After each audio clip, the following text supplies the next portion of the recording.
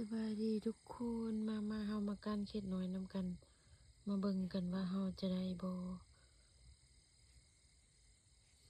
ว้านี่ตัวนี้นี่ทุกคนนี่เพื่อเห็นน้ำพลอยใช่ปะจึ๊บอุ้ยบ่ได้ซ้ำเลยทุกคนมีได้ซ้ำโดนปกลงหูใหญ่อันนี้แล้วเฮาดินแตะสมวยวับมีได้ซ้ำทุกคนเอ้ยมาเบิ่งต่อว่าเฮาจะได้หรือบ่โอ้ยนี่ตัวนี้นี่อืมจิ๊บตัวนี้ไม่ได้อีเสือเบิ่งเอาเลยเนาะ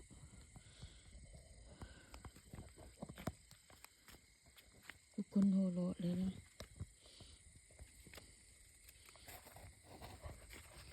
ได้หนึ่งตัวเด้อทุกคนแต่ว่าเฮาไม่ได้การไก่แต่นี่โอ้ตัวนี้คิดละคำตกใหญ่หนึ่งทุกคนเอ้ยเบิ่งนี่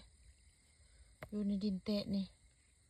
เดี๋ยวจึงเอาได้เฮาไม่ได้เอาเสียมาเนาะไม่ได้เอาเสียมาอู้ตัวนี้กันนี่อยู่ในดินแตะอุ้ยเนาะลูกจมุยอันนี้รอปลีอยู่มันยังบ่ขึ้นนะช่องโตได้ทุกคนเลยเราจะไปเอาเสียมมาขุดเลยขุดยามคืนนะบ้านเนี่ยขุดเขตกลางคืนแล้วบ้านเนี่ยเขตมันนั่นนะเขตมันสวนดินเตะอยู่เขตมีอ้อนะเขตมีอ้อหาการเขตน้อยยามนี้หาการเขตน้อยหาการเขตน้อยกินเลยเขาไปไก่เขาก็ไปก้านเขตมะนาวมีการในตามแถวหน้าพระเจ้าเนาะโอ้ยเห็นเท่านั้นบ่ทุกคนเลยนี่ตัวนี้นี่เห็นบ่ทุกคนนั่นอยู่เขตน้อยนี่น้อยแท้น้อยว่าแท้เลยตัวนี้กับเขตตังคำนะดูในหูนี่เบิ่งลูกสมุยก็ได้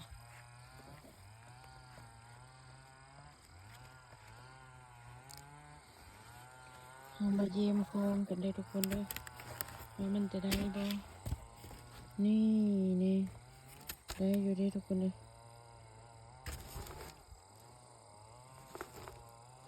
ได้พอแจ้วอยู่ได้เห็นเขตระดมลูกสมุนไปน้ำ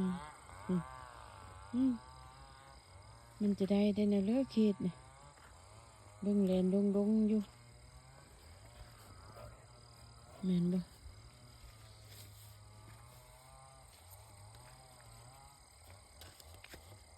นี่เลยทุกคนตัวนี้นี่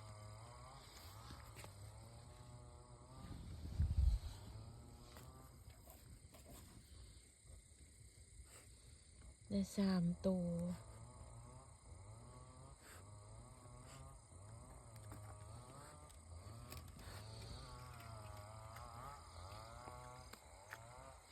เราจะไปเอาเสียมมาขุดอะไรตัวที่เราเห็น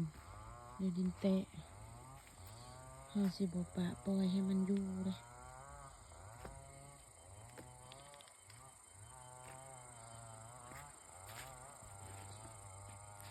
ตัวนี้กำลังขึ้นนี่ทุกคนเลย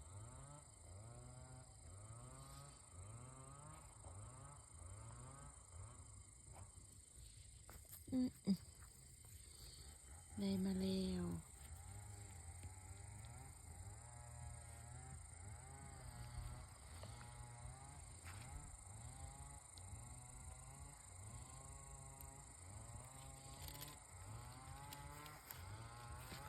นี่ตัวนี้อีกตัวนึง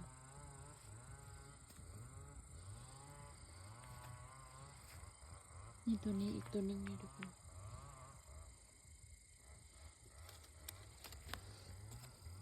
แล้วก็นี่อีกตัวนึง